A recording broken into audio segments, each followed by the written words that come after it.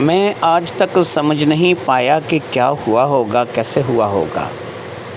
میری زندگی کی بڑی ہی عجیب و غریب ایک کہانی ہے جو میں آپ لوگوں کو سنانے جا رہا ہوں۔ شاید آپ لوگوں کو ایسا لگے کہ میں صرف کہانی سنا رہا ہوں اور اس کا حقیقت سے کچھ واسطہ نہیں ہے، لیکن حقیقت اس سے بہتر کچھ ہو نہیں سکتی۔ لیکن کیا ہوا، کیسے ہوا، اس کے بارے میں مجھے کچھ علم نہیں ہے۔ میں آج تک اس بات کو لے کر کے حیران ہوں۔ میری زندگی کا ایک اہم واقعہ جو کہ گزرا، میں نے سوچا کہ میں آپ لوگوں کو بتاتا چلوں۔ بہرحال آپ اسے مانیں یا نہ مانیں، جس کے ساتھ گزرتی ہے وہی جانتا ہے۔ یہ ایک ایسا ہی واقعہ ہے جو کہ میرے ساتھ پیش آیا، جو میں آپ کو سنانے جا رہا ہوں۔ وہ موسم سرما کی ایک انتہائی سرد رات تھی اور اس رات میں ڈرائیو کرتا ہوا کافی دور نکل آیا تھا۔ میری عادت تھی کہ میں ڈرائیونگ کا بہت شوقین تھا اور کبھی کبھار میں ڈرائیونگ کرتا ہوا شہر سے باہر دور نکل آیا کرتا تھا۔ یہاں پر میں نے ایک لڑکی کو دیکھا، بالکل ویران سنسان سڑک پر، لیکن اس کا لباس انتہائی گرم تھا۔ اس کے لباس کو دیکھ کر کے ایسا لگتا تھا کہ یہ لڑکی اپنے گھر سے کسی کام کے لیے نکلی ہے، لیکن شاید راستہ بھول گئی ہے یا کوئی اس کے ساتھ تھا تو اب وہ نہیں رہا ہے۔ میں نے اپنی گاڑی اس لڑکی کے پاس لے جا کر کے روک دی، جس نے ایک سلوار سوٹ پہن رکھا تھا جو کہ انتہائی دیدہ زیب تھا۔ اس کے اوپر اس نے گرم جیکٹ اور گرم جیکٹ کے اوپر اس نے شال اوڑھ رکھی تھی جو کہ اس کو باقاعدہ سردی سے بچائے ہوئے تھی۔ مجھے امید تھا کہ اس نے نیچے گرم پاجامہ بھی پہن رکھا ہوگا، لیکن وہ سلوار کے نیچے نظر نہیں آ رہا تھا۔ بہرحال میں اس لڑکی کے پاس پہنچ گیا اور اتنی رات کو اس قدر عجیب اور ویران جگہ پر کھڑے ہونے کا مقصد پوچھا۔ اس نے مجھے بتایا کہ اس کا نام ساوری ہے اور اس کا بھائی اسے یہاں کھڑا کر کے گیا ہے اور اس کا بھائی ابھی تھوڑی دیر میں آتا ہی ہوگا۔ جب تک اس کا بھائی آئے گا وہ یہیں کھڑی رہے گی اور جب اس کا بھائی آئے گا وہ اپنے بھائی کے ساتھ چلی جائے گی۔ میں نے کہا کہ یہ اس قدر ویران سی جگہ ہے اور شہر سے کافی باہر ہے، یہاں پر تمہیں اس ویرانے میں تمہارا بھائی کھڑا کر کے چلا گیا اور تمہارا بھائی جو ہے یہ بتاؤ کہاں گیا ہے، کب تک واپس آئے گا، کیونکہ یہ جگہ کھڑے رہنے کے لیے اچھی نہیں ہے۔ تم اگر یہاں پر کھڑی رہی کوئی بھی حادثہ پیش آ سکتا ہے۔ سب سے پہلی بات تو یہ ہے کہ یہ ایک سڑک ہے جہاں پہ چند لمحوں بعد کوئی نہ کوئی گاڑی گزرتی ہے۔ کوئی بھی گاڑی والا تمہیں دیکھے گا ایسے اکیلے کھڑے ہوئے تو ظاہری بات ہے کہ تمہارے ساتھ کچھ 19-20 ہو سکتی، کچھ حادثہ پیش آ سکتا ہے۔ دوسرا یہ ہے کہ اگر تم یہاں پر کھڑی رہو گی تو یہاں پر ساتھ ہی گھنے درخت ہیں، پیڑ ہیں اور ان کے ساتھ آگے کھیتوں کا سلسلہ شروع ہو جاتا ہے، تو خاص طور پر ڈر ہے کہ سور یا پھر بھیڑیے وہ تم پر حملہ کر سکتے ہیں۔ اس لیے بہتر یہی ہے کہ تم مجھے بتاؤ کہ تمہارا بھائی کہاں گیا ہے، میں تمہارے بھائی کو لے کر کے آتا ہوں، جہاں پر بھی وہ گیا ہے میں اسے لے کر کے آتا ہوں۔ اس نے کہا نہیں، مجھے نہیں پتہ میرا بھائی کہاں گیا ہے، مجھے بھوک لگ رہی تھی، میں نے اسے کھانے کے لیے کہا اور وہ کھانا لانے کے لیے چلا گیا۔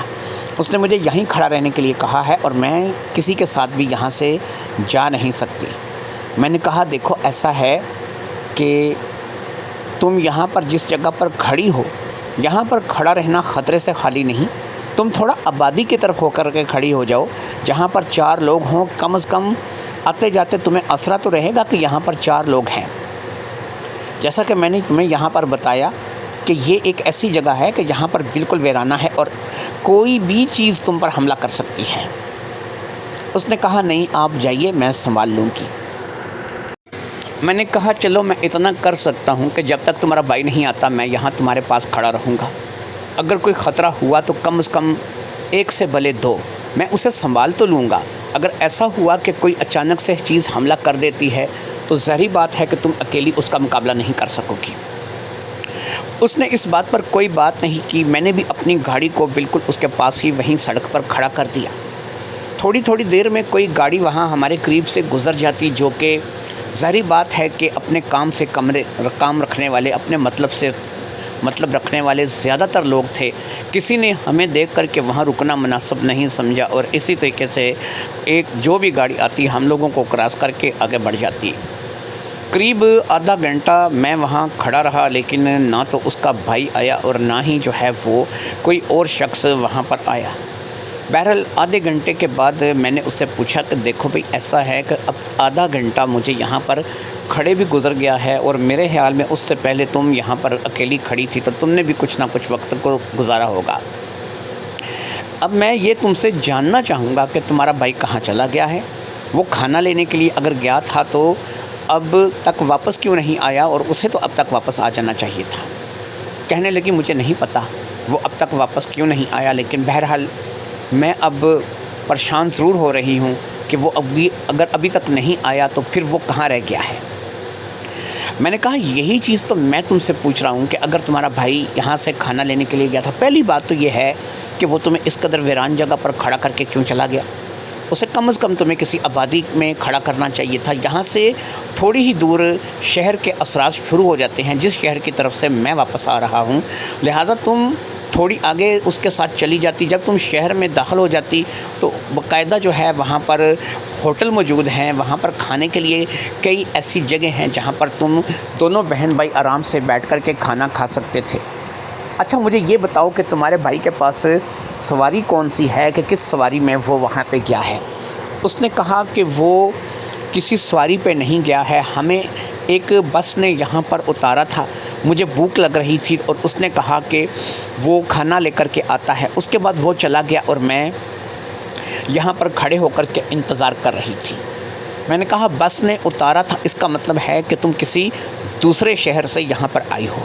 اس نے کہا ہاں میں سندھ سے یہاں پر آئی ہوں اور میرا بھائی مجھے یہاں پر اپنے کسی استاد کے پاس لے کر کے آیا ہے، لیکن ہم استاد کے گھر پہنچتے اس سے پہلے ہمیں گاڑی نے یہاں پر اتار دیا اور پھر میرا بھائی میرے کہنے پر کھانا لینے کے لیے چلا گیا۔ میں نے کہا اچھا یہ بتاؤ کہ تمہارا وہ جو بھائی ہے اس کا نام کیا ہے اور اس کے استاد کا نام کیا ہے؟ کیونکہ میں اسی شہر کا رہنے والا ہوں، آدھے سے زیادہ شہر کو جانتا ہوں، میری یہاں عمر گزر چکی ہے، اس لیے امید ہے کہ تم اس شہر کے بارے میں بھی جانتی ہوگی اور استاد کا نام بھی جانتی ہوگی اور اپنے بھائی کا نام بھی جانتی ہوگی۔ تو سب سے پہلے تو تم مجھے یہ بتاؤ کہ تمہارے بھائی کا نام کیا ہے، تاکہ اگر تمہارے بھائی کے ساتھ کوئی واسطہ کبھی زندگی میں میرا پڑا ہوگا تو میں تمہارے بھائی کو ہو سکتا پہچانتا ہوں، نہیں تو اس کے استاد کا نام بتاؤ جو کہ میرے ہی شہر کا رہنے والا ہے۔ اگر وہ میرے ہی شہر کا رہنے والا ہے تو پھر لازمی ہے کہ میں اس کو جانتا ہوں گا اور میں دیکھوں گا اگر مزید آدھا گھنٹہ تک تمہارا بھائی واپس نہیں آتا تو یہ تو کر سکتا ہوں کہ تمہیں اس کے استاد کے گھر پہنچا دوں اور وہاں سے پہنچ کر کے اسے کہوں کہ تمہارے ساتھ جا کر کے تمہارے بھائی کو تلاش کرے، آخر تمہارا بھائی ایک انجان جگہ پر تمہیں چھوڑ کر کے کہاں رخصت ہو گیا ہے۔ اب اس نے کہا میرے بھائی کا نام ساجن ہے اور وہ سندھ جیکب آباد سے تعلق رکھتا ہے۔ میں نے کہا ساجن اگر سچ کہوں تو نام مجھے بھی کچھ سنا سنا سا دکھائی دیتا ہے اور سندھ جیکب آباد کے حوالے سے ایک ساجن کو میں بھی جانتا ہوں، لیکن تمہارا بھائی ساجن ہو سکتا ہے وہ والا ساجن نہ ہو۔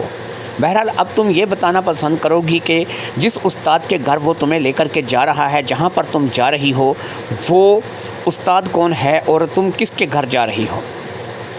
اس نے کہا کہ مجھے ساجن نے، میرے بھائی نے کہا تھا کہ میرے استاد کا نام منیب ہے اور میں منیب استاد کے گھر لے کے تمہیں جا رہا ہوں، لہٰذا میں اس کے استاد منیب کے گھر جا رہی ہوں۔ میں نے اپنا نام سنا تو میں چونک گیا، میں ہی منیب تھا۔ میں نے کہا اچھا اب یہ بتاؤ کہ یہ جو منیب استاد ہے کیا یہ جوتیوں کا کام کرتا ہے، اس کا جوتوں کا کارخانہ ہے؟ ساوری کہنے لگی جی بالکل یہی ہے کہ اس جو ساجن کا استاد ہے منیب وہ جوتیوں کا کام کرتا ہے، اس کا جوتی کا کارخانہ ہے۔ میں نے کہا اچھا اب یہ بتاؤ کہ یہ جو منیب ہے اس کے پاس ساجن جو کہ جیکب آباد سندھ سے تعلق رکھتا ہے قریب سال بھر کام کر کے بھی گیا ہے؟ ساوری نے کہا ہاں بالکل وہ 1 سال یہاں کام کر کے گیا ہے۔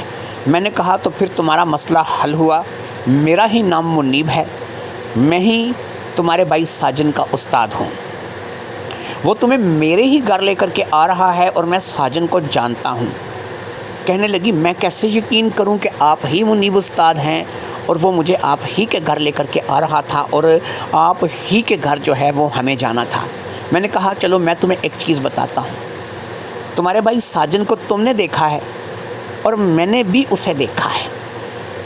اب ایسا ہے کہ میں اگر تمہیں تمہارے بھائی ساجن کا حلیہ بیان کروں اور اس کے بعد میں تمہیں اپنا آئی ڈی کارڈ بتاؤں جس میں میرا نام باقاعدہ منیب ہو، تو کیا یہ دو ثبوت کافی ہوں گے کہ تمہیں پتہ چلے کہ میں ہی منیب استاد ہوں؟ اس نے کہا اچھا ٹھیک ہے، آپ میرے بھائی کا حلیہ بیان کریں۔ میں نے کہا سنو، تمہارا بھائی دبلا پتلا لمبا سا ہے، اس کا منہ تھوڑا سا لمبا سا کریلا ٹائپ، پتلی پتلی بریک بریک مونچھیں رکھتا ہے، ٹھیک ہے، داڑھی منڈواتا ہے، داڑھی نہیں رکھتا، قد اس کا کم از کم 6 فٹ رہا ہوگا، لمبے قد کا ہے، اور پاؤں اس کا جو ہے وہ ضرورت سے زیادہ بڑا ہے، یعنی کہ 12-13 انچ کا، 12-13 نمبر کا اسے جوتا آتا ہے، 12-13 نمبر کا جوتا وہ پہنتا ہے۔ اب ساوری مجھے حیرت سے دیکھنے لگی، ابھی تک میں نے اس کا چہرہ نہیں دیکھا تھا، صرف اس کی آنکھیں تھیں جو کہ میں دیکھ پا رہا تھا، اس نے اپنا چہرہ اس شال سے لپیٹ رکھا تھا۔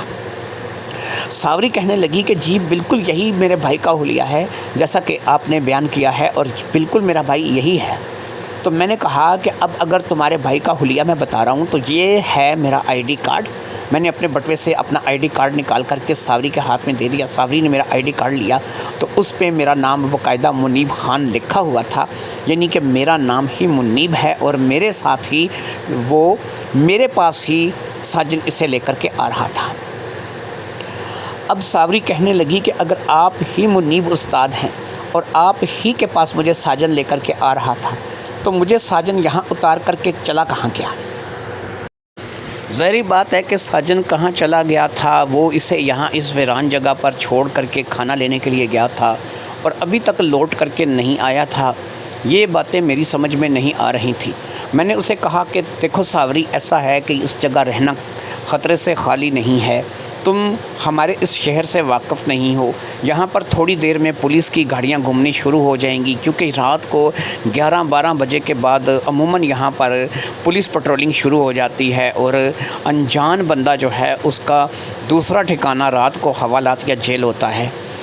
مجھے نہیں پتہ تمہارے پاس تمہارے کاغذات آئی ڈی موجود ہے یا نہیں موجود ہے، لیکن میں تمہیں بتا رہا ہوں کہ رات کے 12 بجنے والے ہیں، اور رات کے 12 بجے جو ہے وہ اس قدر ویران جگہ پر کھڑے ہونا جو ہے تمہارے لیے انتہائی خطرناک ہے، اور کہ کسی خطرے سے خالی نہیں۔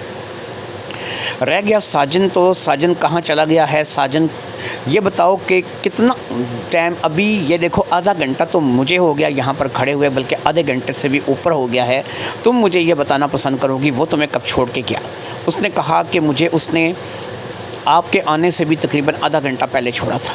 تو میں نے کہا اس کا مطلب یہ ہوا کہ گھنٹے سے اوپر ہو گیا ہے، اور سوا گھنٹہ ہم لگا لیتے ہیں کہ ایک جو تمہارا بھائی ہے وہ سوا گھنٹہ پہلے تمہیں یہاں سے چھوڑ کر کے چلا گیا ہے، اور ابھی تک اسے تمہارے لیے کھانا نہیں ملا، ابھی تک وہ واپس نہیں آیا۔ دو ہی کام ہیں، یا تو وہ پولیس پٹرولنگ کا شکار ہو گیا ہے، پولیس نے اسے آوارہ گرد یا پھر اس قسم کا کوئی سمجھ کے پکڑ لیا ہے، لیکن اس وقت تک پولیس پٹرولنگ نہیں ہوتی، شہر کے لوگ آتے جاتے رہتے ہیں، 12 بجے کے بعد پٹرولنگ شروع ہوتی ہے۔ یا پھر دوسری چیز یہ ہے کہ تمہارا بھائی جو ہے وہ کھانا لینے کے لیے گیا ہے لیکن کسی مصیبت میں پھنس گیا ہے، شاید اس کے پاس پیسے نہیں ہوں گے یا کچھ اور ایسا معاملہ ہے، مجھے سمجھ نہیں آ رہی کہ میں اس وقت اس کو کیا نام دوں، لیکن بہرحال ایک لڑکی کا یہاں اس سڑک پر کھڑا ہونا جو ہے خطرے سے خالی نہیں ہے۔ کہنے لگی پھر مجھے بتائیے کہ میں کیا کروں، میں تو اپنے بھائی کے بغیر کسی جگہ جا نہیں سکتی، میں یہاں پر کسی کو جانتی بھی نہیں ہوں، آپ منیب استاد ہیں، آپ بتا رہے ہیں، چلے شناختی کارڈ سے پتہ چلتا ہے کہ آپ ہی منیب استاد ہیں، آپ ہی جوتوں کا کاروبار کرتے ہیں، وہ مجھے آپ ہی کی طرف لے کر کے جا رہا ہے، لیکن سوال یہ ہے کہ وہ کہاں چلا گیا ہے؟ میں نے کہا ساوری مجھے اس بات کا نہیں پتہ، لیکن ایسا ہے کہ تم مجھے اتنا تو بتا سکتی ہو کہ وہ تمہیں یہاں اتار کر کے کس طرف گیا ہے۔ تم میرے ساتھ گاڑی میں بیٹھو، میں آہستہ آہستہ گاڑی کو چلاتا ہوں، ڈرائیو نہیں کروں گا، بالکل آہستہ آہستہ چلاؤں گا۔ اس میں یہ ہوگا کہ ہم اس طرف بڑھیں گے جس طرف وہ کھانا لینے کے لیے گیا ہے، راستے میں اگر وہ ہمیں کسی جگہ نظر آ جائے گا تو ہم اسے آواز دے کر کے گاڑی میں بلا لیں گے اور پھر وہ ہمارے پاس گاڑی میں بیٹھ جائے گا۔ کہنے لگی چلو ٹھیک ہے ایسا کر لیتے ہیں۔ شاید وہ بھی اب کھڑے رہ کے تنگ آ گئی تھی، وہ میرے ساتھ آ کر کے گاڑی میں بیٹھ گئی اور میں نے گاڑی کو شہر کی طرف واپس گھما لیا۔ بہت آہستہ آہستہ رفتار سے چلتے ہوئے میری گاڑی شہر کی طرف بڑھ رہی تھی، کیونکہ لوگ میری گاڑی کو پہچانتے تھے اور جو میرے ساتھ ساوری بیٹھی تھی اس نے شال اوڑھ رکھی تھی۔ سب لوگوں کا شاید یہی سمجھنا تھا کہ میں اپنی فیملی کے ساتھ اس وقت آؤٹنگ کے لیے نکلا ہوا ہوں، گھومنے پھرنے کے لیے نکلا ہوا ہوں۔ لہٰذا میں بہت ہی آہستہ رفتار سے گاڑی کو چلاتے ہوئے جو ہے وہ شہر کی طرف بڑھ رہا تھا۔ میں شہر میں داخل ہو گیا، باقاعدہ یہاں پر ہوٹل، کچھ دکانیں وغیرہ تھیں جو کہ ابھی تک کھلی تھیں۔ ابھی 12 بجے سے پہلے کا ٹائم تھا، قریب 11:30 بجے کا ٹائم تھا جو کہ یہاں پر ہو چکا تھا، لیکن یہاں پر ہمیں کسی بھی جگہ پر ساجن نظر نہیں آیا۔ میں نے ساوری سے پوچھا کہ ساجن کے پاس ایک چھوٹا سا کی پیڈ والا موبائل فون ہوا کرتا تھا، اگر وہ اب بھی اس کے پاس ہے تو میرے پاس ساجن کا نمبر نہیں ہے، وہ ڈیلیٹ ہو چکا ہے۔ اگر تمہارے پاس اس کا نمبر ہے تو مجھے بتاؤ، میں اپنے موبائل سے اس کا نمبر ملا کر کے دیکھتا ہوں، امید ہے کہ ساجن کا کچھ نہ کچھ پتہ چل جائے گا اور ساجن جو ہے وہ یہیں کہیں ہوگا۔ اس نے کہا کہ نہیں، ساجن کے پاس کوئی موبائل نمبر نہیں ہے اور نہ ہی اس کے پاس موبائل ہے، اس لیے ساجن کے پاس موبائل ہونا یا پھر موبائل نمبر ہونا جو ہے وہ یہ تو ممکن نہیں ہے، اس کے پاس کوئی موبائل نہیں ہے۔ اگر کسی وقت میں کچھ رہا ہوگا تو اس کا مجھے پتہ نہیں ہے، لیکن جب میں اس کے ساتھ گھر سے نکلی تھی تو کوئی موبائل بھی نہیں تھا جو کہ اس کے پاس تھا، اور نہ ہی میرے پاس کوئی موبائل ہے کہ وہ میرے پاس رابطہ کر سکے۔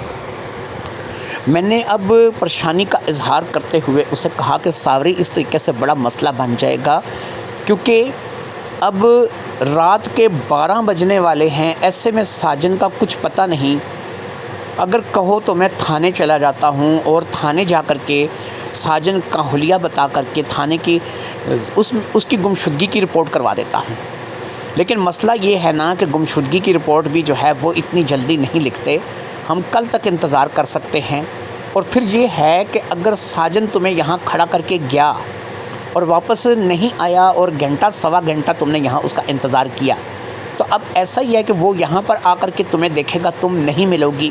ٹھیک ہے، مانا کہ وہ تمہارے نہ ملنے سے پریشان ہو جائے گا، لیکن پھر ظاہری بات ہے کہ وہ اس شہر میں اگر کسی کا گھر جانتا ہے، کسی کا ٹھکانہ جانتا ہے، تو وہ میرا گھر جانتا ہے، میرا ٹھکانہ جانتا ہے، وہ میرے پاس ہی آئے گا اور مجھے کہے گا کہ منیب استاد میں اپنی بہن کے ساتھ آیا تھا اور میری بہن نہیں مل رہی ہے، تو اس وقت میں تمہیں اس کے ساتھ ملوا دوں گا، کیونکہ اس نے کسی اور جگہ جانا ہی نہیں ہے، وہ صرف میرے پاس ہی آئے گا، کیونکہ اس شہر میں، اس بڑے شہر میں وہ میرے پاس 1 سال کام کر کے گیا ہے، میرے علاوہ وہ کسی کا واقف نہیں ہے، میرے علاوہ اس کے رہنے کا، اس کے سونے کا، بیٹھنے کا، کھانے پینے کا کوئی ٹھکانہ نہیں ہے، اس لیے وہ آئے گا تو میرے پاس ہی آئے گا۔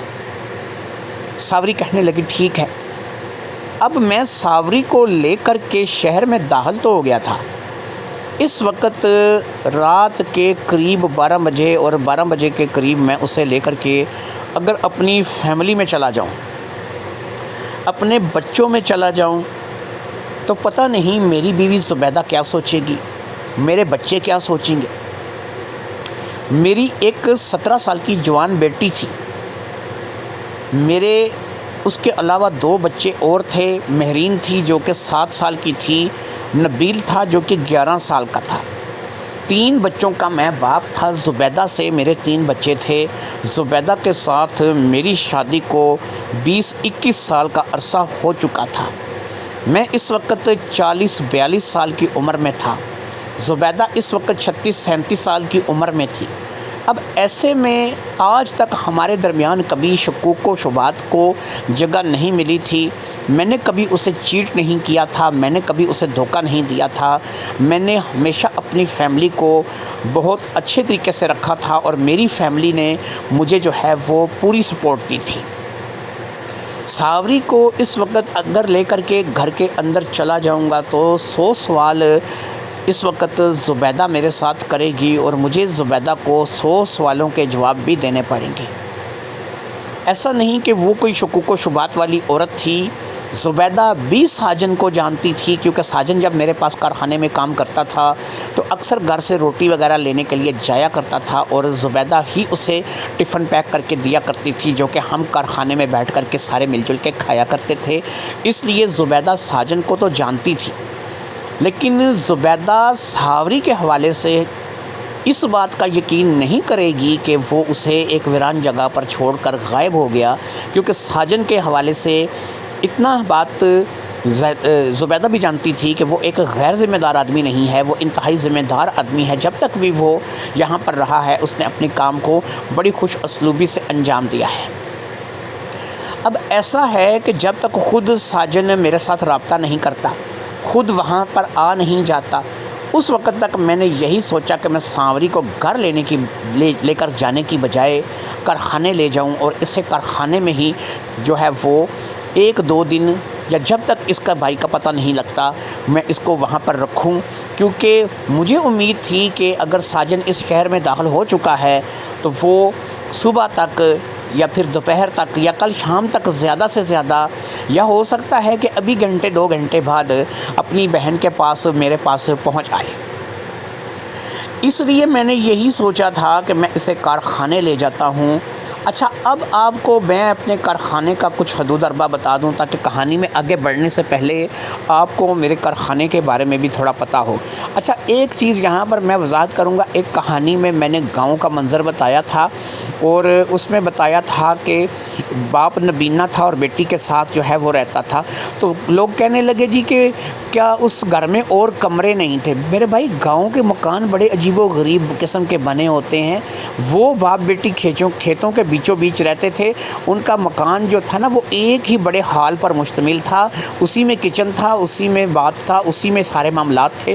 تو ایسے گاؤں میں مکان ہوتے ہیں، حویلی ٹائپ کچھ لوگ ایسے بناتے ہیں جنہوں نے کمرے نہیں بنا رکھے ہوتے، خاص طور پر جو گاؤں کے بیچوں بیچ رہتے ہیں۔ لیکن آتے ہیں اس کہانی کی طرف۔ میں اسے لے کر کے جس کارخانے میں جانا چاہتا تھا، بتاتا چلوں کہ اس کارخانے کے اوپر 2 منزلیں کھڑی تھیں۔ یہ کارخانہ بیسکلی ایک تہہ خانے میں بنایا ہوا تھا۔ ایک تہہ خانہ تھا جو کہ ان 2 منزلوں کے نیچے بنا ہوا تھا۔ اس میں باقاعدہ نیچے اترنے کے لیے سیڑھیاں تھیں جو کہ مین روڈ سے ہی نیچے اس تہہ خانے کی طرف جاتی تھیں۔ مین روڈ سے سیڑھیاں نیچے اتر کر جب ہم نیچے جاتے تھے تو آگے ایک بڑا برآمدہ تھا جو کہ ایک سائیڈ پہ پورا تو جو ہے بنا ہوا تھا، اور اس برآمدے کے بعد ایک بڑا ہال تھا جسے ہم نے کارخانے کا نام دے رکھا تھا۔ اس برآمدے کو ہم نے اس لیے بنایا تھا کہ ہم نے باقاعدہ جو ہے وہ اس ہال کو بند کرنے کے لیے دکانوں کی طرح شٹر لگا رکھے تھے۔ ہم اس شٹرز کو نیچے گرا دیتے تھے تو وہ دکانیں ساری بند ہو جاتی تھیں، وہ ہال سارا کور ہو جاتا تھا، پھر اس کے بعد یہ آگے برآمدہ رہ جاتا تھا۔ اس برآمدے میں ہم نے باقاعدہ سے باتھ روم بنا رکھا تھا جسے کہ ہم لوگ استعمال کرتے تھے، اور ایک نہیں 2 باتھ روم تھے، کیونکہ کاریگر زیادہ ہیں۔ اگر ایک وقت میں 2 لوگوں کو واش روم جانا ہے تو ان لوگوں کو پریشانی نہ ہو، اس لیے 2 واش روم جو تھے اسی برآمدے میں ہم نے بنا رکھے تھے۔ پھر یہ سیڑھیاں چڑھ کر جب ہم اوپر جائیں گے تو اوپر باقاعدہ جو ہے میرے اپنے مکان کی، جس میں میں رہائش رکھے ہوئے تھا، پہلی منزل تھی، اور پھر اس کے بعد دوسری منزل تھی، وہ بھی میرے ہی مکان کی تھی۔ یعنی یہ سارا کارخانہ، یہ مکان میرا اپنا تھا۔ اب ہوا یہ تھا کہ جب میں نے نیا جوتوں کا کام شروع کیا تھا تو میرا کارخانہ یہیں پہ ہوا کرتا تھا، لیکن یہ آج سے 2-2.5 سال پہلے کی بات ہے۔ اس وقت میں صرف یہاں پر 4 یا 5 لوگوں کے ساتھ نیچے کارخانے میں کام کیا کرتا تھا۔ میں خود بھی جوتی تیار کرتا تھا۔ ہم لوگ لیڈیز سینڈل بنا کر کے بڑی بڑی دکانوں پر جو ہے وہ سپلائی کیا کرتے تھے، اور جو مال ہم دے کر کے آتے تھے ہم پہلے پیسے لے آتے تھے، نیا مال لے آتے تھے۔ اسی طریقے سے ہم لوگ جو ہے وہ اس کام کو سر انجام دے رہے تھے، اور ہم لوگ 5 سے 6 لوگ تھے جو کہ یہاں پر کام کر رہے تھے۔ ساجن لیڈی سینڈل کا بہت اچھا کاریگر تھا۔ یہ کام کی تلاش میں ہمارے شہر میں آیا تھا، اور اس وقت میری اس سے ملاقات ہوئی تھی۔ اس کے فاقے تھے اور اس کے ماندے حالات تھے۔ میں اسے لے کر کے استاد جاوید کے پاس آیا تھا جو کہ یہاں ہمارے کارخانے کا میرے بعد انچارج تھا۔ میں نے اسے استاد جاوید کے حوالے کیا، اور استاد جاوید نے جب اس کا ہنر دیکھا تو استاد جاوید نے اسے اپنے پاس یہاں رکھ لیا۔ یہ یہاں پر کام کرنے لگا، لگ بھگ 1 سال اس نے ہمارے وہاں کام کیا، اور اس کے بعد یہ اچھا خاصا پیسہ کما کر کے اپنے شہر، اپنی جگہ واپس لوٹ گیا، یہ سندھ واپس چلا گیا۔ میں آپ کو یہ بتاتا چلوں کہ میں راولپنڈی میں رہتا ہوں اور یہ سندھ سے آیا تھا۔ آپ خود اندازہ لگا سکتے ہیں کہ اب یہ اپنی بہن کو کہاں چھوڑ کر کے چلا گیا تھا، اور اگر راولپنڈی سندھ سے ایک لڑکی آ گئی تھی جس کا نام ساوری تھا اور بہن تھی، وہ اسے لے کر کے راولپنڈی میں آ گیا تھا، تو اس کا راولپنڈی شہر سے باہر ہٹ کر کے ویران جگہ پر کھڑا ہونا اچھا نہیں سمجھا جانا تھا۔ میں اب ایسا تھا کہ اسے اپنے گھر لے آیا تھا۔ مجھے پتا تھا کہ زبیدہ اور بچے اس وقت تک سو چکے ہوں گے۔ ایک حصہ کرائے پہ لگا ہوا تھا جس میں کوئی حفیظ صاحب رہتے تھے جو کہ کسی اخبار کے دفتر میں کام کرتے تھے، ان کا کام خبریں بنانے کا تھا، اور اسی طریقے سے حفیظ صاحب اپنے کام سے کام رکھتے تھے، صبح جاتے تھے رات کو آتے تھے، وہ زیادہ تر اپنے کام میں مصروف رہتے تھے۔ ان کی بھی چھوٹی سی فیملی تھی، ایک بیٹی تھی اور ایک ان کی بیوی تھی، بس یہی فیملی تھی جو کہ اوپر والی منزل پہ رہتی تھی۔ نیچے والی منزل یعنی کہ جو پہلی منزل کہلائی جا سکتی ہے، کیونکہ اس کے نیچے تو تہخانہ تھا، وہاں پر زبیدہ اور بچے رہتے تھے، اور یہیں پر میں اپنے بچوں کے ساتھ رہتا تھا۔ یہ کارخانہ ایک ایسی جگہ پر آباد تھا کہ جہاں سے لاری اڈا بہت نزدیک تھا، یہاں سے بازار بہت نزدیک تھا، اور جہاں پر یہ کارخانہ بنا ہوا تھا یہاں پر بھی بہت سی ورکشاپیں تھیں جو کہ میرے مکان کے ارد گرد بنی ہوئی تھیں۔ یہاں پر زیادہ تر خراد کا کام ہوتا تھا، یا پھر موٹر مکینک تھے، یا پھر موٹر سائیکل مکینک تھے۔ اس قسم کی دکانیں تھیں جو کہ یہاں پر بنی ہوئی تھیں۔ کئی لوگوں نے میرے اس کارخانے کو ختم کرنے کے بعد مجھ سے یہ نیچے والا ہال کرائے پہ مانگا تھا، لیکن میں نے یہ ہال کسی کو دیا نہیں تھا، کیونکہ یہ وہ جگہ تھی جہاں سے میں نے اپنے اچھے دنوں کا آغاز کیا تھا۔ میں یہاں پر 5-6 لوگوں کے ساتھ کام کرتا تھا، جس میں ساجن بھی شامل تھا، اور پھر جب میرا کام حد سے زیادہ بڑا اور ڈیمانڈ بہت زیادہ بڑھ گئی تو مجھے کاریگر زیادہ بٹھانے پڑے، مجھے کام زیادہ لوگوں کے سپرد کرنا پڑا، اور مجھے جو ہے وہ 5-6 لوگوں سے گزارا ہونا مشکل ہو گیا۔ اس لیے میں نے کم سے کم 20 لوگوں کی ایک ٹیم تیار کی جو کہ جوتی بنانے کے فن سے ماہر تھی۔ یہ 20 لوگوں کی ٹیم جو تھی، اس کے لیے یہ کارخانہ جو ہے وہ کلیئر نہیں تھا، کیونکہ یہ جو مکان میں نے بنا رکھا تھا، یہ مکان جو تھا یہ 5 مرلے جگہ پر تھا، اور اس کے نیچے اگر آپ مکمل طور پر ہال بھی لگائیں تو 5-6 لوگوں کے کام کرنے کے لیے تو بہتر ہے، لیکن 20 لوگوں کے لیے ایسا تہخانہ، ایسا ہال جو ہے وہ کام کرنے کے لیے بہتر نہیں تھا۔ اس لیے میں نے اسی شہر میں ایک اور بلڈنگ کے نیچے، جو کہ بہت بڑی بلڈنگ تھی اور کم سے کم 1.5 سے 2 کنال پر پھیلی ہوئی ایک بلڈنگ تھی، اس کے نیچے ایک بڑا ہال تھا جو کہ اس ہال سے 4 گنا بڑا تھا، وہ لے لیا تھا، اور وہاں پر باقاعدہ ایک چھوٹا سا کارخانہ ہم نے جوتی بنانے کا لگا لیا تھا، اور میرے 20 کے قریب کاریگر جو تھے وہاں پر کام کرنے لگے تھے۔ یہاں پر میں نے شٹر نیچے کر دیے تھے، شٹر ڈاؤن کر دیے تھے، لیکن میں نے اس کو کبھی کرائے پر نہیں لگایا تھا، کیونکہ اس کارخانے کے ساتھ میری روزی کی ابتدا تھی، میں نے روزی روٹی یہاں سے کمانا شروع کیا تھا، اور یہاں پر جو ہے میرے اچھے حالات شروع ہوئے تھے، اور میں نے اپنے بہت سے معاملات جو ہیں وہ اسی کارخانے سے کما کر کے پورے کیے تھے۔ میں چاہتا تو اس سے بھی ایک منی کارخانے کے طور پر میں استعمال کر سکتا تھا، لیکن اس کے بعد میں نے اپنے بڑے کارخانے پر ہی توجہ کی تھی، اور میں منی کارخانے کے طور پر اسے استعمال نہیں کر رہا تھا۔ اب میں یہاں پر گھر پہنچ گیا تھا، چاہتا تو میں گھر کا دروازہ کھٹکھٹا کر کے اندر داخل ہو جاتا، ساوری کو ساتھ لے جاتا، زبیدہ کو اٹھاتا، بچوں کو اٹھاتا، اسے بتاتا کہ یہ ساجن کی بہن ہے، جو ساجن ہمارے پاس کام کر کے گیا ہے، لیکن نہیں، میں نے یہ رسک بہرحال لینا مناسب نہیں سمجھا تھا۔ میں نے ساوری کو راستے میں سمجھا دیا تھا کہ دیکھو میں ایک بال بچے دار آدمی ہوں، میری بیوی ہے، میری جوان بیٹی ہے، میرے 2 بچے اور ہیں، میں جب تک ساجن میرے ساتھ رابطہ نہیں کرتا، ساجن یہاں نہیں آتا، میں تمہیں نیچے تہخانے میں رکھوں گا، ہال ہے، بڑا ہال ہے، اور وہاں پر تمہیں تہخانے میں رکھوں گا۔ وہ میری بات کو سمجھ گئی تھی، شاید وہ بھی لڑکی ذات تھی، اسے پتہ تھا کہ بیویاں کس قسم کے شک یا سوال کرتی ہیں، اس لیے اس نے مجھ سے زیادہ سوال نہیں کیا تھا۔ میں اسے لے کر کے کارخانے آ گیا تھا۔ پھر میں نے اسے سیڑھیوں کے ذریعے سے نیچے اتارا، سیڑھیوں کا باقاعدہ دروازہ بنا ہوا تھا، دروازہ میں نے کھولا، اسے نیچے اتارا۔ نیچے میں جب آیا تو ہم اس برآمدے میں داخل ہو گئے جس میں ڈبل واش روم بنا ہوا تھا، اور یہ برآمدہ جو ہے یہاں پر ایک ایسا برآمدہ تھا کہ جہاں اب دکان کے شٹر تھے جو کہ اس برآمدے میں لگے ہوئے تھے۔ دکان کے شٹر کو میں نے ایک ہی شٹر کو اٹھا کر کے اندر جانا مناسب سمجھا۔ میں نے ایک شٹر کو اوپر کیا، جیسے ہی میں نے شٹر کو اوپر کیا میں کارخانے کے اندر داخل ہوا۔ اندر داخل ہو کر کے میں نے لائٹ کا سوئچ آن کیا، لائٹ جل گئی۔ لائٹ دیکھ کر کے ساوری کے تھوڑا حوصلہ ہوا کہ یہاں پر لائٹ لگی ہوئی ہے، ویسے بھی گرمیاں تھیں، اس لیے میں نے اسے جو ہے بتایا کہ یہاں پر باقاعدہ اس کارخانے میں اے سی بھی لگا ہوا ہے، پنکھا بھی لگا ہوا ہے، وہ جو چیز چاہے استعمال کر سکتی ہے، اسے کسی قسم کی پریشانی کا سامنا نہیں کرنا پڑے گا۔ ان تمام باتوں کے چلتے ایک بات میرے ذہن سے نکل گئی تھی کہ اس نے اپنے بھائی کو روٹی لینے کے لیے بھوک کا بہانہ کر کے بھیجا تھا۔ اب مجھے خیال آیا تو میں نے کہا کہ تم بیٹھو، میں تمہارے لیے کھانا لے کر کے آتا ہوں۔ میں نے شٹر کو کافی حد تک ڈاؤن کر دیا کیونکہ لوگ اسے دیکھ نہ سکے، کوئی اسے دیکھ نہ سکے۔ ویسے بھی اس وقت یہاں پر تمام دکانیں بند ہو چکی تھی، 12 بجے سے اوپر کا ٹائم ہو چکا تھا اور آلموسٹ ساری دکانیں، ساری مارکیٹیں بند تھیں۔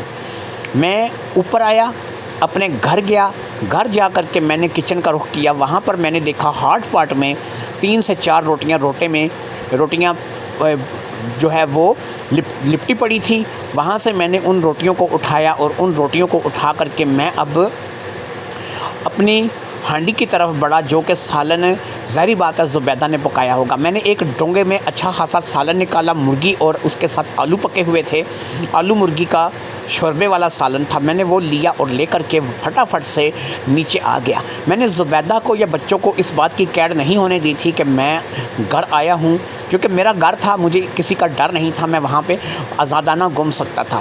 اس کے بعد میں دوبارہ وہاں پر باہر نکلا، اپنے گھر کے دروازے سے باہر نکل کر کے پھر میں نے کارخانے کے دروازے سے نیچے جو ہے اتر کر سیڑھیاں نیچے اتر کر کے برآمدے میں گیا، شٹر کو تھوڑا سا اوپر کیا، اندر داخل ہوا اور ساوری کے سامنے میں نے وہ کھانا رکھ دیا۔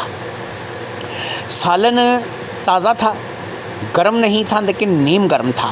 روٹیاں ہاٹ پاٹ میں لپٹی ہوئی تھیں اس لیے وہ گرم ہی تھیں۔ اب میں نے وہ دونوں چیزیں اس کے سامنے رکھ دیں، ساتھ ہی ساتھ میں نے اسے پانی کی ایک بوتل دی جو کہ میں آتی دفعہ لے آیا تھا، اور پانی کی بوتل جو ہے وہ ٹھنڈی فریج سے میں نے نکال لی تھی جو کہ میں آتی دفعہ لے آیا تھا، میں نے وہ بھی اس کے پاس رکھ دی۔ اب میں نے اسے وہاں پہ کھانے کے لیے کہا اور اسے کہا کہ کھانے کے بعد یہاں پر یہ دیکھو کہ یہ 2 چارپائیاں ہیں، اپنا بستر لگا لینا، جیسا موسم ہے ویسا جو ہے پنکھا چلانا ہے پنکھا چلا لینا، اے سی چلانا ہے اے سی چلا لینا، اور یہاں سے تم آرام سے سو جانا۔ میں نے اسے لائٹ بند کرنے والا سوئچ سمجھایا، باقی اے سی چلانے کا طریقہ بتایا، پنکھا چلانے کا طریقہ بتایا۔ سب کچھ کرنے کے بعد میں اسے کارخانے میں چھوڑ کر کے اوپر آ گیا۔ اب میں اپنے گھر آ گیا تھا، میں نے دیکھا زبیدہ سو چکی تھی، بچے سو چکے تھے، میں بھی جا کر کے آرام سکون سے اپنے بستر پر لیٹ گیا، اور پھر تھوڑی ہی دیر میں نیند کی آغوش میں چلا گیا کیونکہ میں تھکا ہوا تھا، میں تھوڑی سی تھکاوٹ محسوس کر رہا تھا۔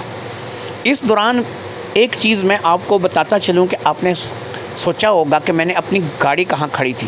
بھائی گاڑی میں نے باہر ہی کھڑی کی تھی، گاڑی روڈ پر ہی کھڑی کرتے تھے، یہاں پر اور بھی بہت سے لوگ تھے جو کہ بند دکانوں کے آگے پارکنگ کر کے چلے جاتے تھے، اور میں جو ہے اپنی بلڈنگ کے آگے ہی پارکنگ کرتا تھا کیونکہ میری بلڈنگ کے اوپر کوئی دکان نہیں بنی ہوئی تھی، صرف میرا گاڑی تھا، تو وہیں پر گاڑی کو پارک کرتا تھا اور وہیں پر گاڑی ہوتی تھی، یعنی اسی تہہ خانے کے اوپر جہاں سے میری بلڈنگ شروع ہوتی تھی وہیں پہ سائڈ پہ گاڑی پارک ہوتی تھی۔ میں سو چکا تھا اور پھر صبح میری آنکھ کھلی تو میں اب کارخانے کے لیے نکلنے کا ارادہ رکھتا تھا۔ زبیدہ نے میرے لیے ایک اچھا ناشتہ تیار کیا میری مرضی کے مطابق سے۔ ناشتہ کرنے کے وقت مجھے خیال آیا کہ ساوری نیچے تہہ خانے میں ہوگی، سو رہی ہوگی، اور اسے بھی ناشتہ کرنا ہوگا، لہٰذا اب میں زبیدہ کو کیسے کہوں کہ وہ ناشتہ جو ہے وہ 2 لوگوں کے لیے تیار کر دے تاکہ مجھے جو ہے ساوری کو بھی ناشتہ کرانا ہے۔ لہٰذا اب میں نے ایک پینترا کھیلا. میں نے کہا کہ ایسا ہے کہ ایک نیا لڑکا کاریگر رکھا ہے اور وہ نیا لڑکا جو کاریگر رکھا ہے وہ یہاں اس شہر کا نہیں ہے, دوسرے شہر سے بیچارہ آیا ہے, تو ہو سکے تو اس کے لیے بھی ناشتہ بنا دو.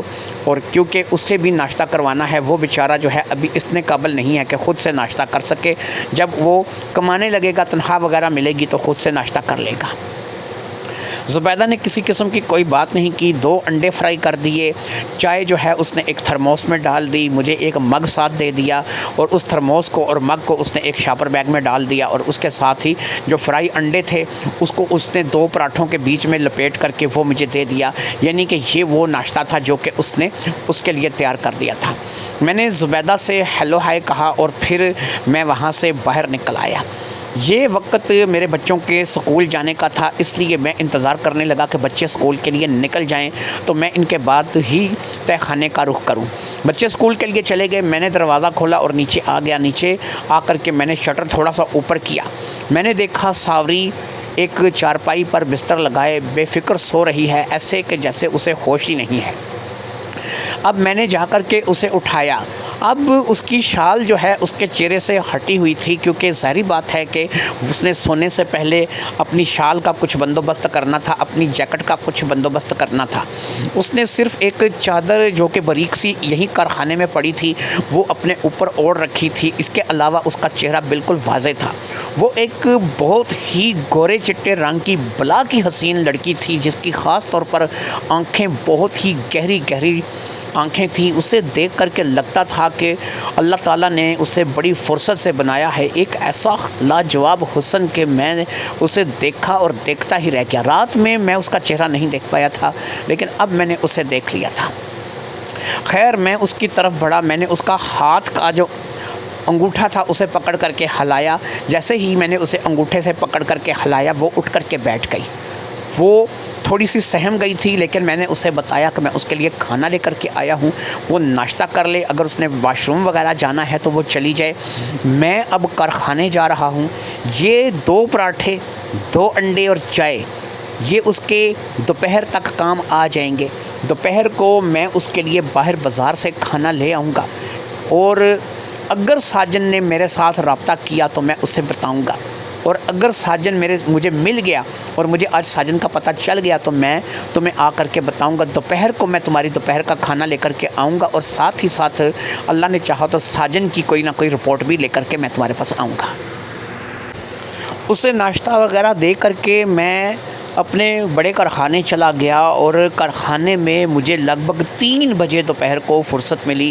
میں نے فٹافٹ کارخانے سے نکل کر کے چنے پیک کرائے, اور چنے کے ساتھ میں نے نان وغیرہ لے لیے, اور اسی طریقے سے میں اس کے لیے دوپہر کا کھانا بنا کر کے گھر آ گیا. میں نے دیکھ لیا تھا کہ زبیدہ اس وقت گھر میں موجود تھی, لیکن زبیدہ جو ہے وہ اپنے کاموں میں لگی ہوئی تھی. میں زبیدہ سے نظر بچا کر کے فٹافٹ سے تہہ خانے والے اس دروازے سے نیچے اتر گیا, اور پھر میں نے باقاعدہ جا کر کے شٹر کو اٹھایا. میں نے دیکھا کہ ساوری ایک کونے میں بیٹھی تھی, اور اسے دیکھ کر ایسا لگتا تھا کہ وہ کچھ اداس سی ہے. میں جب ساوری کے پاس گیا, میں نے ساوری کو کھانے کے لیے دعوت دی اور اسے کہا کہ میں تمہارے لیے اسپیشل چنے جو کہ ہمارے راولپنڈی شہر کے مشہور فرائی چنے ہیں لے کر کے آیا ہوں. ایسے چنے تم نے جو ہے وہ اپنے سندھ میں بھی نہیں کھائے ہوں گے. میں نے وہ فرائی چنے اس کے آگے رکھے, ساتھ میں اسے نان رکھے. پھر میں پانی کی بوتل جو ہے وہ اسے لا کر دینے کا کہہ کر کے اوپر آ گیا. پھر میں نے پانی کی بوتل فریج سے نکالی اور پانی کی بوتل لے کر کے نیچے چلا گیا. ایسا تھا کہ یہ کام سارے میں زبیدہ کی نظروں سے بچا کے کر رہا تھا. بچے گھر آ چکے تھے, لیکن بچے اپنے کمرے میں تھے, شاید وہ پڑھ رہے تھے یا کھیل رہے تھے, اس لیے بچوں کا میرا سامنا نہیں ہوا. میں اسی طریقے سے جو ہے وہ ساوری کے پاس گیا, اسے پانی وغیرہ دیا, اور پھر میں نے ساوری کو کہا کہ ساوری مجھے تمہارے بھائی کی کوئی خبر نہیں ملی, مجھے نہیں سمجھ آ رہی کہ تمہارا بھائی کہاں چلا گیا ہے. اسے زمین کھا گئی کہ آسمان نکل گیا, لیکن میں ایسا ہے کہ آج چپ نہیں بیٹھ سکتا. مجھے تمہارے بھائی کی رپورٹ آج شام تک اگر اس کا پتہ نہیں چلتا تو کروانی ہوگی. کوشش کروں کہ تم بھی میرے ساتھ چلی چلو اور میں جا کر کے تمہارے بھائی کی رپورٹ کروا دیتا ہوں، لیکن اگر تم جانا چاہتی ہو تو ٹھیک ہے، نہیں جانا چاہتی تو تب بھی ٹھیک ہے۔ دوسرا یہ ہے کہ یہ آنکھ مچولی کا کھیل مجھے سمجھ نہیں آتی کہ میں کب تک کھیلتا رہوں گا۔ میں نے ابھی تک اپنی بیوی کو، اپنے بچوں کو تمہارے بارے میں نہیں بتایا ہے، لیکن میں چاہتا ہوں کہ تمہارے بارے میں اسے بتا دوں۔ ظاہری بات ہے میری بیوی ایک اچھی خاتون ہے، وہ جیسے ہی میں تمہارے بارے میں اسے بتاؤں گا وہ ہو سکتا ہے کہ تمہیں اس تہخانے سے نکال کر کے اوپر گھر میں لے جائے، یہ بھی ہو سکتا ہے کہ وہ تمہیں جو ہے وہ اپنے پاس 2 4 5 دن رکھے جب تک کہ ساجن کا پتہ نہیں چل جاتا۔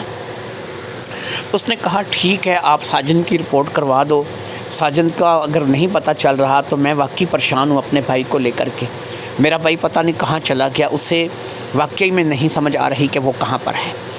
میں نے کہا کہ ایسا ہے کہ ساجن کی کوئی تصویر شاید میرے پاس پرانی ہو، میں کوشش کرتا ہوں کہ کہیں سے مجھے اس کی کوئی پرانی تصویر مل جائے تو میں اس کی تصویر لے جا کر کے جو ہے وہ باقاعدہ تھانے میں رپورٹ کرا دوں اور بتاؤں کہ ساجن اس طریقے سے آیا تھا۔ اور اگر مجھے تھانے میں جانا پڑے گا تو پھر مجھے ظاہری بات ہے کہ تمہارے بارے میں بھی بتانا پڑے گا، لیکن اس سے پہلے مجھے تمہارے بارے میں اپنی بیگم کو بتانا پڑے گا۔ فی الحال میں کارخانے جا رہا ہوں، رات کو میں واپس آتا ہوں، پھر بیٹھ کر کے بات کر لے ہیں کہ ہمیں کیا کرنا چاہیے اور کیا نہیں کرنا چاہیے۔ آج رات بہرحال میں اپنی بیگم کو تمہارے بارے میں ضرور بتا دوں گا، کیونکہ میری بیگم کا یہ جاننا ضروری ہے کہ میں ایک لڑکی کو لے کر کے اپنے اس تہخانے میں آیا ہوں۔ اسے میں بتاؤں گا کہ مجھے امید تھی کہ ساجن آ جائے گا، اس لیے میں نے اسے سیدھا گھر نہیں لایا۔ میں وہاں سے نکل آیا اور پھر میں دوبارہ اپنے کارخانے چلا گیا۔ ظاہری بات ہے کہ اب مجھے فکر تھی کارخانے کی بھی اور اس کی رات کی روٹی کی بھی، کہ رات کا کھانا بھی مجھے اسے دینا تھا۔ رات ہو گئی اور رات کو بھی میں نے اس کے لیے باقاعدہ باہر ہوٹل سے ہی کھانا پیک کروایا اور اسی طریقے سے میں نے اسے رات کا کھانا بھی مہیا کر دیا۔ رات کا کھانا کھا کر کے وہ لیٹ گئی۔ میرے پاس اس کی صرف اتنی بات ہوئی تھی کہ میں ساجن کی رپورٹ کروا دوں گا، لیکن اس سے پہلے مجھے اپنی بیوی سے اس سلسلے میں بات کرنی ہوگی۔ اس رات جب میں گھر گیا تو بچے سو چکے تھے، لیکن زبیدہ جو ہے وہ سونے کی تیاری کر رہی تھی۔ میں نے زبیدہ کو کہا کہ مجھے تم سے کچھ بات کرنی ہے، اس لیے تم جو ہے پہلے میری بات سن لو پھر سو جانا۔ اس نے کہا بہت زیادہ تھکی ہوئی ہوں، بچوں کی ذمہ داریاں، گھر کے کام کاج یہ اس قدر تھکا دیتے ہیں کہ تمہاری بات جو ہے وہ سننے کے لیے بھی ٹائم نہیں رہتا۔ دل تو نہیں چاہتا کہ تمہیں کسی بات کو منع کرو، آخر تم بھی سارا دن ہمارے لیے ہی بھاگ دوڑ کرتے رہتے ہو، لیکن بہرحال تمہیں بتا دوں کہ اگر تمہیں مجھ سے کچھ خاص کام ہے تو اس وقت وہ خاص کام نہیں ہو سکتا، میں بہت زیادہ تھکی ہوئی ہوں۔ میں نے کہا خاص کام نہیں بلکہ خاص الخاص کام ہے، میں صرف تم سے کچھ بات کرنا چاہتا ہوں جس کو تم سن لو۔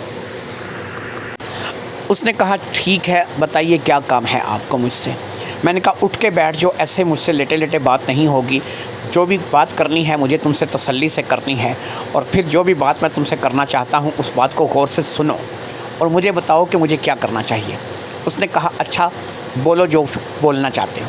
میں نے کہا تمہیں وہ بندہ یاد ہے جو جیکب آباد سندھ سے آیا تھا جس کا نام ساجن ہے، جو کہ ہمارے ہاں قریب 1 سال کام کر کے گیا ہے؟ اس نے کہا ہاں مجھے یاد ہے، وہ کریلے مونچھوں والا۔ میں نے کہا ہاں بالکل وہی جو پتلی پتلی مونچھوں والا ہے، جس کا کریلے کی طرح ہمارا چہرہ، ہم نے جس کا نام آپس میں کریلا ڈیسائیڈ کیا ہوا تھا کہ اس کا ہم ساجن نام نہیں لیں گے بلکہ ہم اسے کریلا کہا کریں گے۔ سنو، کریلا یہاں شہر میں آیا ہوا ہے، یا سمجھو کہ ساجن یہاں شہر میں آیا ہوا ہے، لیکن ایک عجیب و غریب بات ہے، وہ کل یہاں اس شہر میں داخل ہوا ہے رات قریب 11 بجے کے قریب، لیکن ابھی تک وہ میرے پاس نہیں پہنچا، نہ ہی اس نے میرے ساتھ رابطہ کیا ہے، نہ ہی اس نے جو ہے وہ کسی کارخانے کے ورکر کے ساتھ رابطہ کیا ہے جو کہ اس وقت کے پرانے ورکر ہیں۔ میں نے اس کے بارے میں مکمل پتہ کرایا ہے، لیکن لگتا یہی ہے کہ وہ ایسا ہے کہ اس شہر میں داخل ہوا ہی نہیں ہے، لیکن یہ بھی پکا ہے کہ وہ اس شہر میں آیا ہے۔ زبیدہ کہنے لگی مجھے یہ بتائیں آپ کو نیند تو نہیں آ رہی ہے؟ آپ نیند میں باتیں کر رہے ہیں یا پھر مجھ سے کچھ سچ مچ بات کر رہے ہیں؟ ایک طرف آپ کہہ رہے ہیں جی وہ اس شہر میں داخل ہوا ہے قریب 11 بجے کے قریب، یہ آپ اس قدر پکی کنفرم طریقے سے کہہ رہے ہیں، اور دوسرا آپ کہہ رہے ہیں کہ وہ کسی کو ملا نہیں ہے، کسی کے پاس گیا نہیں ہے، آپ کے پاس آیا نہیں ہے، کسی ورکر کو ملا نہیں ہے۔ اگر اسے کسی نے بھی نہیں دیکھا، کوئی بھی اسے نہیں جانتا، کوئی بھی جو ہے وہ اس چیز کا گواہ نہیں ہے، تو پھر آپ کو خواب آئی ہے کہ وہ اس شہر میں داخل ہو چکا ہے اور وہ پراسرار طریقے پہ جو ہے وہ آپ کے پاس جو ہے وہ ابھی نہیں آیا، ورکروں کو نہیں ملا، یہ کارخانے نہیں گیا، تو یہ آپ کو کوئی خواب آ گئی ہے؟ پھر آپ کو کس نے بتایا کہ وہ یہاں اس جگہ جو ہے داخل ہو چکا ہے؟ میں نے کہا اس کے لیے تمہیں میری پوری بات سننی ہوگی، اور پوری بات سننے کے بعد ہی تم فیصلہ کرو گی کہ میں جو کہہ رہا ہوں وہ صحیح ہے یا پھر صحیح ہے۔ اس نے کہا اچھا چلو ٹھیک ہے، بتاؤ جو بھی بات بتانی ہے۔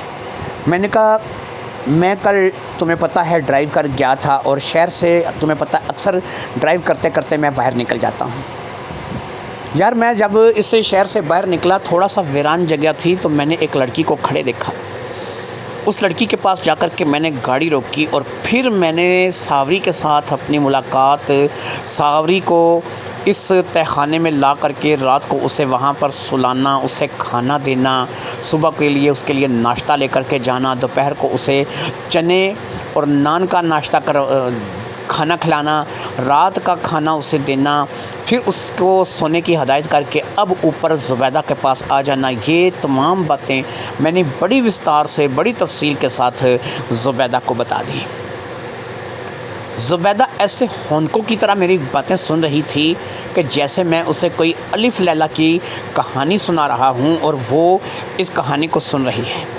میری بات ختم ہوئی تو اس نے کہا کہ جناب میاں صاحب مجھے ایک بات بتائیں، اس ساری کہانی میں آپ کی بات چلو میں مان لیتی ہوں کہ اب بھی نیچے تہہ خانے میں ساوری سو رہی ہے، اور رات بھی آدھی سے زیادہ ہو گئی ہے، اس وقت اس بیچاری کو اٹھانا بھی ٹھیک نہیں ہے۔ چلو صبح میں اس سے ملوں گی، اس سے بات کروں گی۔ ویسے آپ بے فکر رہیں، مجھے آپ پہ یقین ہے کہ آپ اسے کچھ بھی نہیں کہیں گے۔ دوسری چیز یہ ہے کہ اس ساری بات میں جو سب سے زیادہ پراسرار بات ہے وہ ہے ساجن۔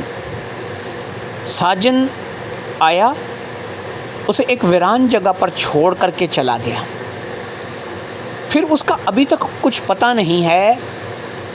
ایک ایسا غیر ذمہ دار بھائی کہ جسے پتہ ہے کہ اس کی بہن کے ساتھ کچھ بھی حادثہ پیش آ سکتا ہے، کہیں بھی اس کی بہن کو لے کر جایا جا سکتا ہے، اس کو کوئی وہاں پر ویرانے میں کھڑا ہوا کوئی بھیڑیا، کوئی سور، کوئی اور جنگلی جانور نقصان پہنچا سکتا ہے، کوئی سانپ بچھو کاٹ سکتا ہے، لیکن اس کے باوجود وہ شخص اس شہر کے اندر داخل نہیں ہوا، یا پھر ہمارے پاس ابھی تک نہیں آیا۔ حیران ہوں میں اس شخص کی بے شرمی پر کہ اسے ایسا نہیں کرنا چاہیے۔ اچھا یہ جو ساوری آپ نے بتائی ہے، جو لڑکی آپ بتا رہے ہیں، اس کی عمر کیا رہی ہوگی؟ کتنی عمر کی ہے یہ لڑکی؟ میں نے کہا میں نے ویسے اس کو پوچھا تو نہیں ہے کہ تم کتنی عمر کی ہو، لیکن نوجوان لڑکی ہے، ماشاءاللہ سے انتہا کی خوبصورت بھی ہے۔ اب زبیدہ کہنے لگی کہ یہ ساوری جو ہے 22-25 سال کی رہی ہوگی۔ میں نے کہا ہاں اتنا تو اندازہ لگا سکتے ہیں، 22-25 سال تھوڑا زیادہ ہو جائے گا، ہم اسے 20-21 سال کی کر لیتے ہیں، بالکل نوجوان لڑکی ہے۔ اس نے کہا 20-21 سال کی نوجوان لڑکی، اس کو اس کا بھائی ایک ویران جگہ پر چھوڑ کر روٹی لینے کے لیے گیا اور واپس نہیں آیا۔ حیرت ہے، میں اس بات کو تسلیم کرنے کے، میں یہ بات تسلیم کر لیتی ہوں کہ آپ کو ساوری ملی، آپ اسے لے آئے اور آپ یہ جو کچھ بھی کر رہے ہیں، اسے کھانا وغیرہ دے رہے ہیں، یہ میں بات تسلیم کر لیتی ہوں، لیکن اس کے بھائی کے ساتھ کیا ہوا یہ میری سمجھ سے بالاتر ہے۔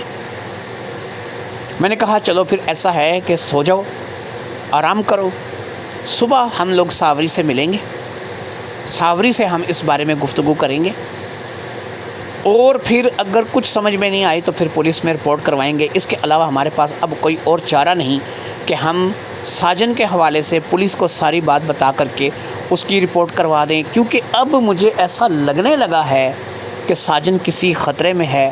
وہ یا تو پولیس والوں نے ہی اٹھا لیا ہے، یا پھر وہ کسی ایسے چنگل میں پھنس گیا ہے جہاں سے وہ بیچارہ نکل نہیں پا رہا اور پولیس اسے تلاش کر سکتی ہے۔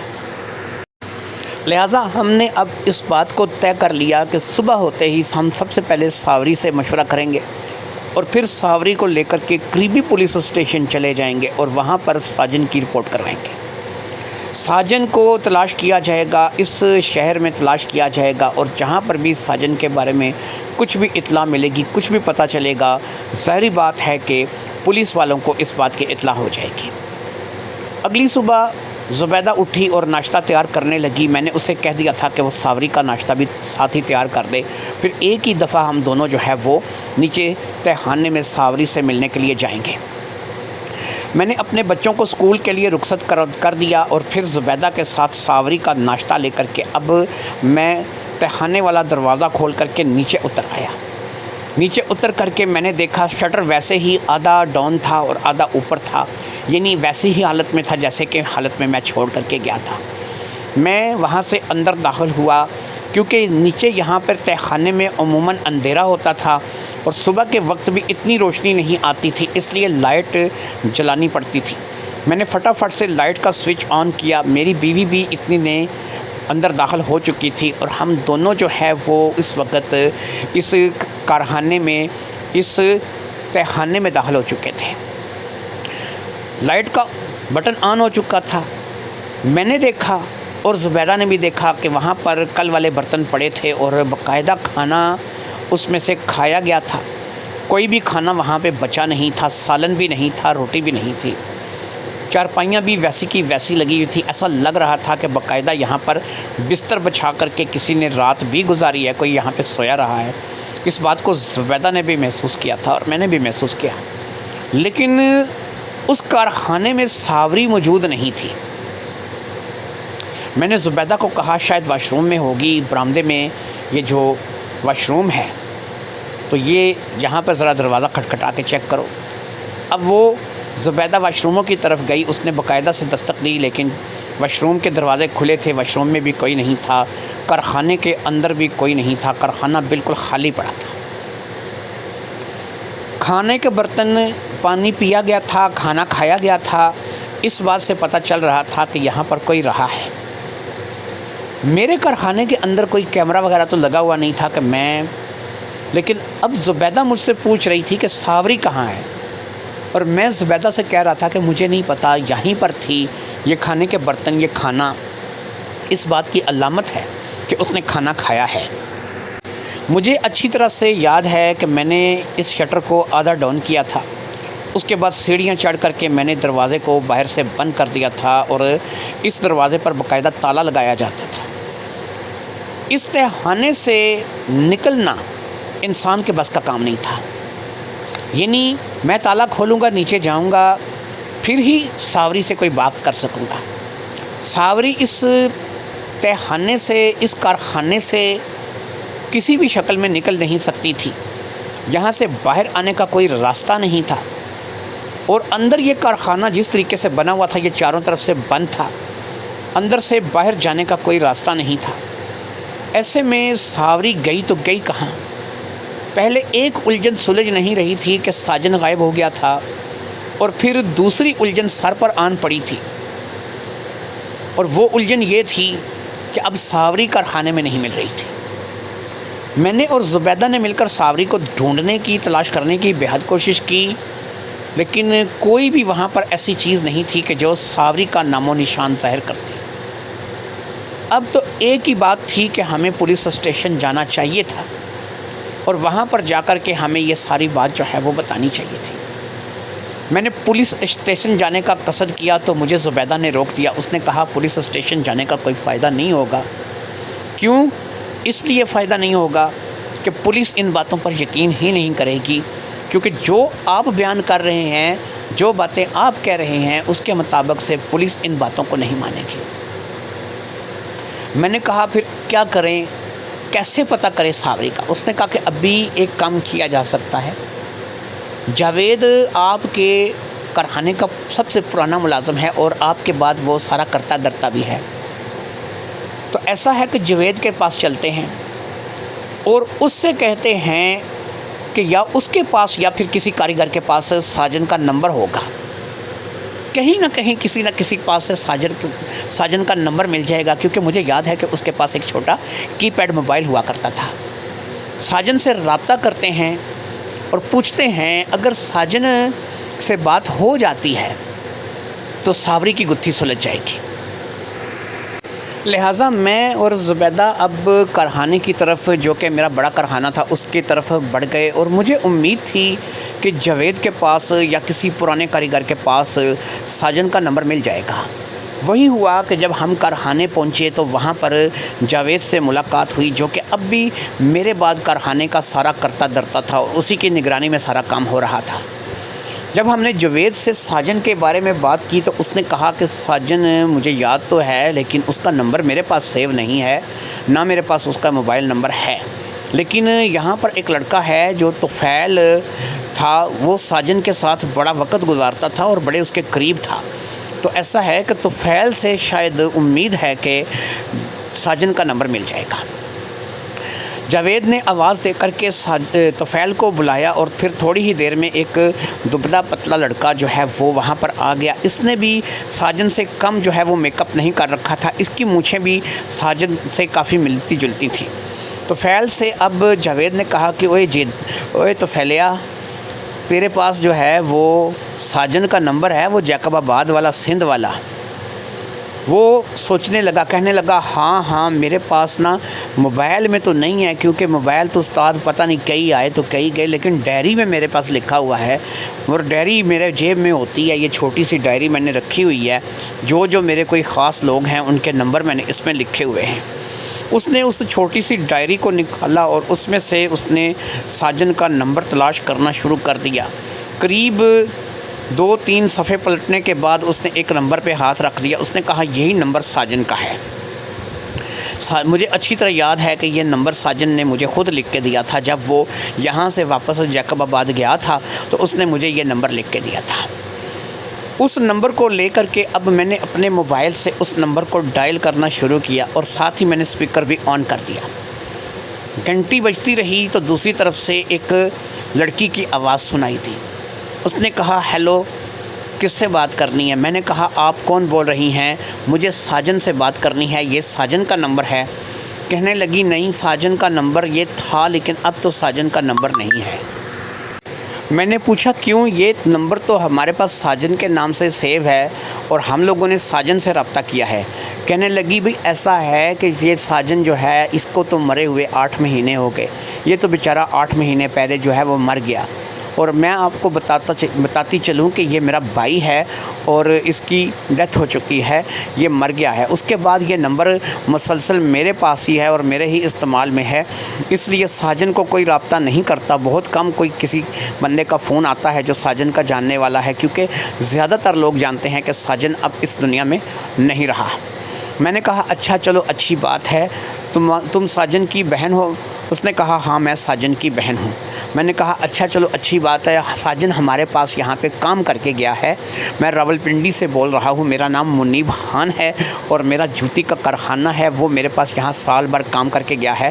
ایسے ہی میرے پاس کام تھا اور میں کہہ رہا تھا کہ اگر اس کو کام کی ضرورت ہو تو مجھے بھی ایک کاریگر کی ضرورت ہے، تو وہ آ جاتا تو کام کرتا۔ کہنے لگی کہ ضرور آتا، لیکن بھائی کیسے آتا، اب تو وہ بیچارہ اس دنیا میں نہیں ہے، تو اس کے علاوہ اور کوئی بھائی بھی نہیں ہے، ہم بس 3 بہنیں ہیں، ماں باپ ہیں، اور اب ہمارا جو ہے وہ ایک ہی بھائی تھا، وہ نہیں رہا۔ میں نے کہا چلو اچھی بات ہے، آپ 3 بہنیں ہیں، ماں باپ ہیں، تو ابو سے بات کروا دو۔ تو کہنے لگی نہیں، ابو تو اس وقت کام پر ہیں، اور امی جو ہیں وہ بھی اس وقت بات نہیں کر سکتی، ان بیچاری کی طبیعت خراب ہے، وہ جو ہے وہ دوائی کھا کے سوئی ہیں۔ میں نے کہا چلو اچھی بات ہے، تو یہ ایک بات اگر برا نہ مانو بہن تو جان سکتا ہوں۔ اس نے کہا ہاں پوچھو، آپ ساجن کے استاد ہیں، وہ آپ کا ذکر کرتا تھا، مجھے یاد ہے، منیب آپ کا نام وہ کبھی کبھی لیا کرتا تھا، تو میں آپ سے کیوں نہیں بتاؤں گی اگر آپ کوئی بات پوچھیں گے تو۔ میں نے کہا اچھا یہ بتاؤ کہ تم 3 بہنیں تم نے بتایا ہے، تو یہ تینوں بہنوں میں یہ بتاؤ کہ تم اپنی نام بتا سکتی ہو، تینوں بہنوں کے نام کیا ہیں؟ کہنے لگی ہاں کیوں نہیں، اس میں کیا مسئلہ ہے، میں تینوں بہنوں کے نام بتا سکتی ہوں۔ سب سے چھوٹی شازیہ ہے، اس کے بعد عدیقہ ہے، اور عدیقہ جو ہے وہ شازیہ سے بڑی ہے۔ شازیہ سب سے چھوٹی ہے، وہ 11 سال کی ہے، اس کے بعد عدیقہ ہے، وہ 14 سال کی ہے، اور میں 21 سال کی ہوں، ساوری، میرا نام ساوری ہے۔ ساوری، میں نے یہ نام زیر لب بڑبڑایا اور پھر میں نے کہا چلو ٹھیک ہے، اللہ تمہارے بھائی کو جنت الفردوس میں اچھی جگہ دے، اللہ اس کی اگلی منزلیں آسان کریں۔ اس طریقے سے دعا دے کر کے میں نے فون بند کر دیا۔ اب جاوید استاد میری طرف متوجہ ہوا تو فیل بھی میری طرف متوجہ ہوا۔ اس نے کہا منیب استاد مسئلہ کیا ہے؟ بھابھی بھی آج تمہارے ساتھ ہے اور تم بھی یہاں پر ہو اور ساجن کو فون کرتے پھر رہے ہو، یہ مسئلہ کیا ہے، یہ کہانی کیا ہے؟ میں نے کہا یار کہانی کچھ بھی ہے، تم لوگ یقین نہیں کرو گے جو کہانی میں تم لوگوں کو سناؤں گا۔ کہنے لگا نہیں ہم یقین کریں گے، تم بتاؤ، ہمیں پتہ ہے تم جھوٹ نہیں بولتے اور تمہارے کردار کی بھی ہم گواہی دیتے ہیں کہ تم ایک اچھے انسان ہو۔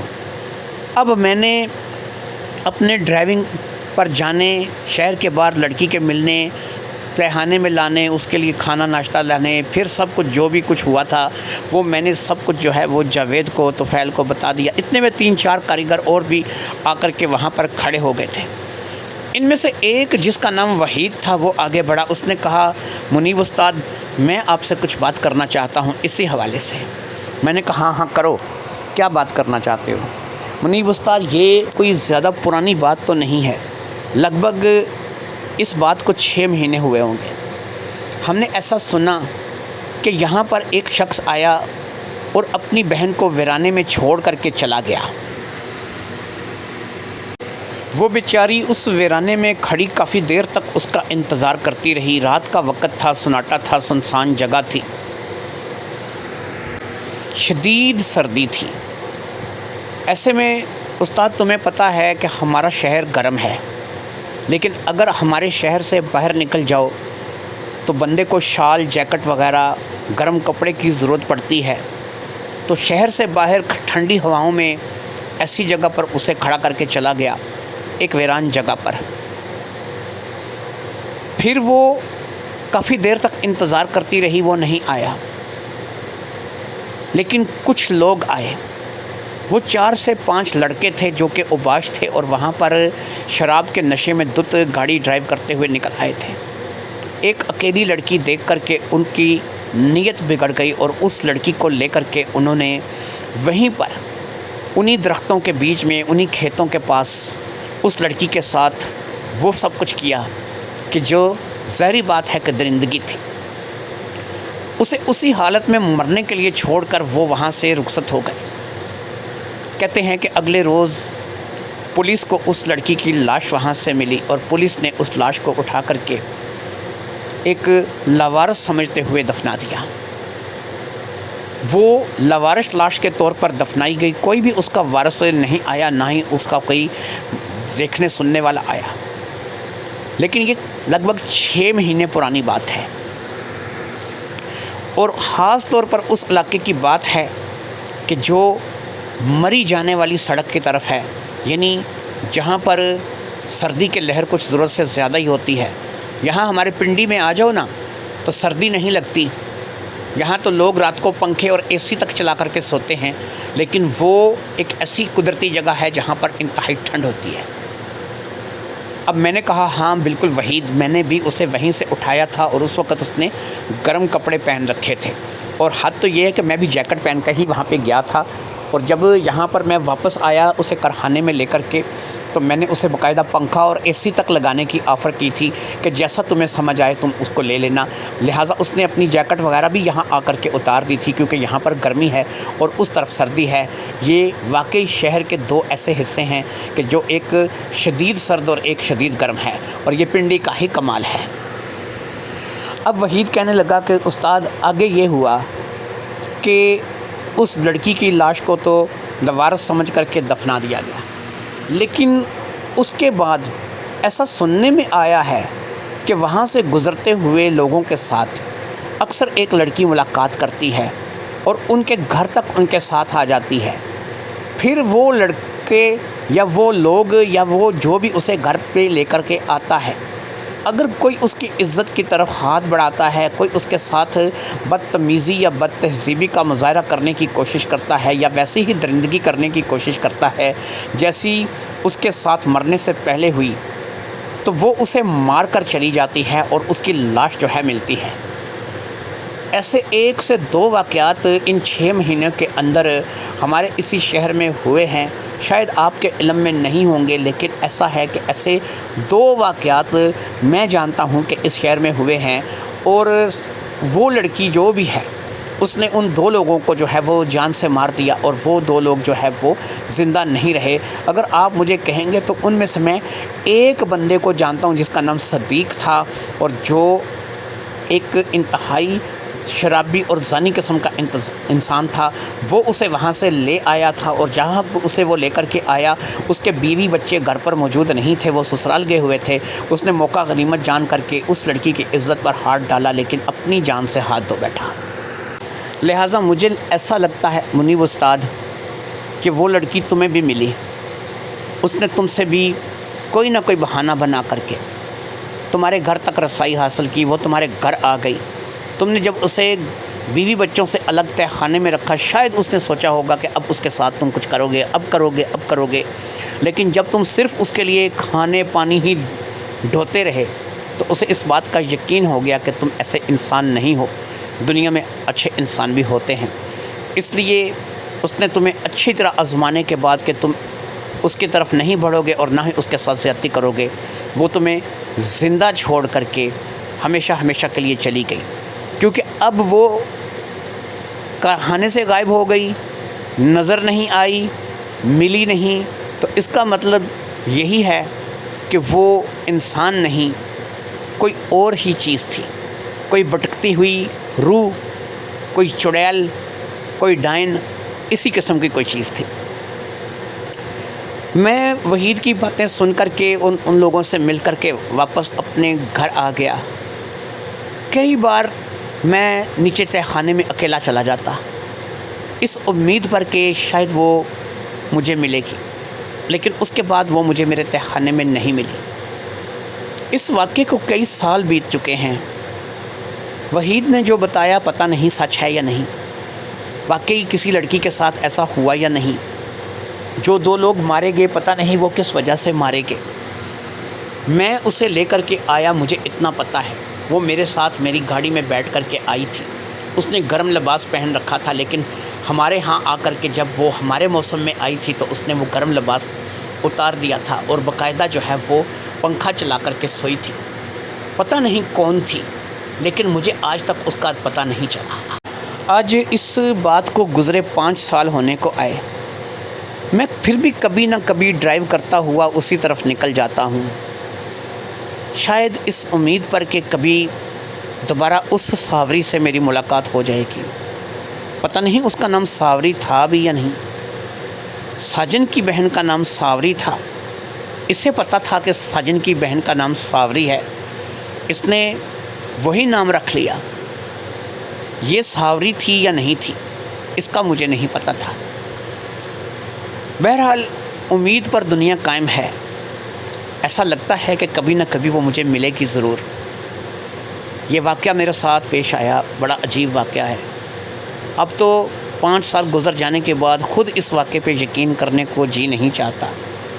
خود سوچتا ہوں کہ پتہ نہیں میرا کوئی وہم تھا کہ جسے میں اپنے ساتھ یہاں اپنے کارخانے تک لے آیا تھا۔ میں زبیدہ سے بیٹھ کر کے، بچوں سے بیٹھ کر کے اس بات کو ڈسکس کرتا ہوں، لیکن اس کے بعد ساوری نہیں ملی۔ پتہ نہیں ساجن کی طرح اسے بھی زمین کھا گئی تھی یا آسمان نگل گیا تھا، مجھے ساوری نہیں ملی۔